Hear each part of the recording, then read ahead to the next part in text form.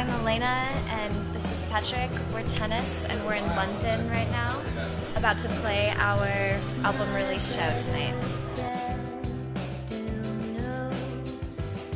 We started making music kind of the way I think anyone starts making music, just, I don't know, something to do in your spare time, something you enjoy. Obviously, I feel like a lot of people have started to hear now that it was motivated by a sailing trip that we took for about 8 months that Patrick and I had spent a lot of time saving up and preparing for, and it was a very life-changing experience. And when we moved back to a city after living on a small sailboat with no electricity for a very long time, we felt very disconnected, suffice it to say, to the real world that we came home to. So we started to write music about it, mostly because the experiences were impossible to communicate with words to people. So music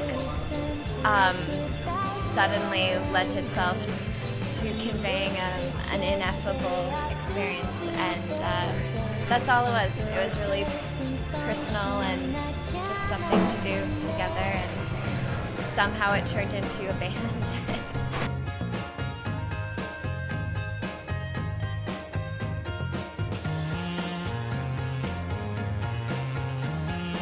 I think the biggest difference between this record, Young and Old and Cape Dory, is that we weren't looking to recreate a very specific type of feeling and a specific aesthetic.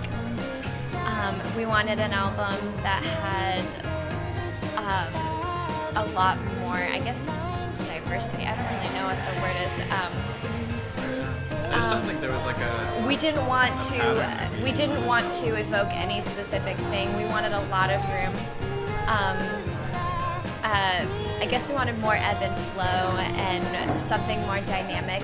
So we actually were really scattered with our goals and our influences, and we did a lot of songwriting separately from each other.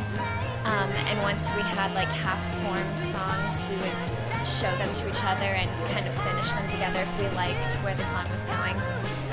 But we wanted we left open all the doors, I guess, to go any direction we wanted and not feel stuck with a particular aesthetic. And I feel like it worked out really well because it helped us,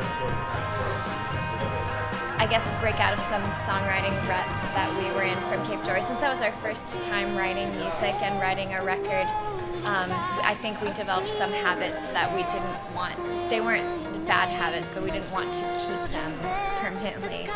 And I think that we had to definitely change things up quite a bit, including involving a producer to help us avoid that with the second record. So we finished writing it in June, and we recorded it in July in Nashville with Patrick Kearney, and Roger Mutino was our sound engineer. We used his studio. Roger Mutino is like he's like this behind-the-scenes legend. He produced all the Yola Tango records, and he's worked with Lou Reed and like Grandmaster Flash, and it has this like crazy, diverse, like long-standing repertoire of like engineering and producing really talented people. He's a genius. It was really fun to work with him. And then obviously Patrick Kearney was amazing and a huge help. We chose him in particular because we both really loved the way that the Black Keys have always seemed. They were definitely like part of a scene, but I feel like they almost seem like an island unto themselves. Like they always do their own thing. They were very self-sufficient.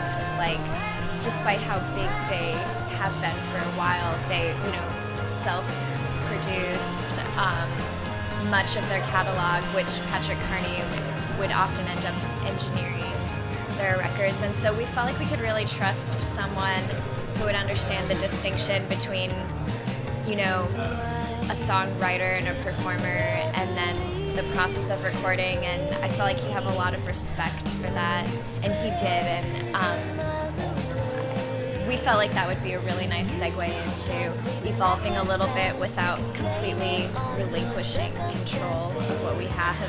So we previously would write with the limitation when we would start recording in mind that we only have 3 people on stage, and so we would purposefully pare down parts so that they could be played by just 3 people.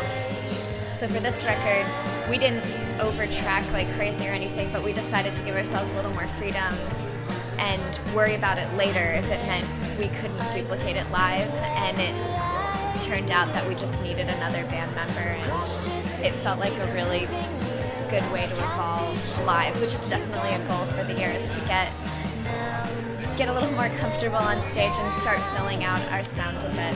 We've already started writing our next album, but I think we're gonna put it on the back burner and then revisit it after we do these like 200 tour days, and then I don't know, see what we have. Yeah.